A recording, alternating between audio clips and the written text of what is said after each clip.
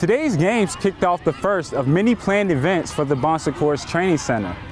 The facility is available for sports activities like these and community events. While local business owners are very happy with the project, Richmond muralist Ed Trask has mixed feelings about it. He says he loves the Richmond Mural Project, but he doesn't want to see Richmond lose its identity. Just over a year ago, this King's Charter community was rocked when its neighborhood clubhouse was burned down by an arsonist. But today is a day of new beginnings for this Mechanicsville community. On this September Saturday, these recreational football games have new meaning for these Richmond youth football players. I was turned up. It was amazing. These athletes lived out a dream of competing on the same field NFL players practiced on this summer. I plan on RG3 field, Redskins field, and I get to be like Santana Moss because I'm wide receiver. RG3, or Redskins quarterback Robert Griffin III, is a fan favorite for the Westover Warriors. Richmond's Department of Parks and Recreation brought almost 300 players from 9 different community centers here for tackle and flag football.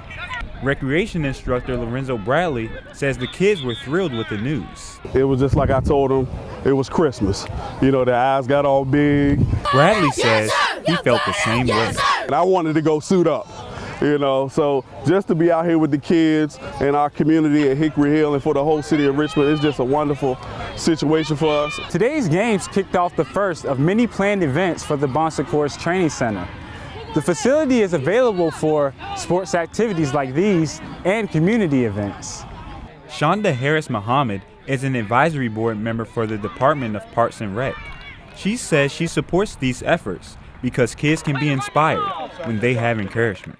The children come out here and they say, you know, RG3 has practice on this field and I can be RG3 or I can be any other professional athlete if I put in the effort and the time that it requires for me to do it. For one young athlete, this entire experience was a dream come true. It was great. For VCU Insight, I'm Vernon Freeman. Tonight on VCU Insight, students raise concern over the VCU crime alert system, a preview of the upcoming Rams basketball season, and a long-lost letter is discovered. All this and more, VCU Insight starts right now. 2 plans are on the table to make Richmond more bicycle-friendly. The first plan is to establish a 2-mile stretch on Floyd Avenue as a bicycle boulevard. The second is to create a cycle track beginning on Main Street that would connect VCU's Monroe Park campus to Capitol Square. The City of Richmond will officially submit their plans to the Metropolitan Planning Organization and VDOT on November 1st. You may have noticed Richmond's downtown arts district has gotten a makeover. Venture Richmond has partnered with the City of Richmond for the RVA Arts District Beautification Plan. In a 2-day installation, over 200 Capital One employees volunteered to plant 1,200 plants. This includes flowers, shrubs, and trees to enhance the area. This project covers 13 blocks, including the Broad Street downtown corridor and the 400 block of East Gray Street. The makeover is projected to be worth over $100,000. Many different forms of art have flourished due to the cultural expansion in the Richmond area. As 2015 approaches, many are excited to see the new construction of the Institute of Contemporary Art on the VCU campus. Insight's Natasha Haskamp is in the studio to show us how it may change the face of the Richmond art scene. Virginia Historical Society has over 8 million items archived. Most of the items come from donations. The Virginia Museum of Fine Arts is home to more than 33,000 works of art. This year, the museum is branching out and celebrating the holiday season at Stony Point Fashion Park. Insight's Paula Chavez shares just how they'll do it. Adding more stress for some people is not being able to afford that perfect present.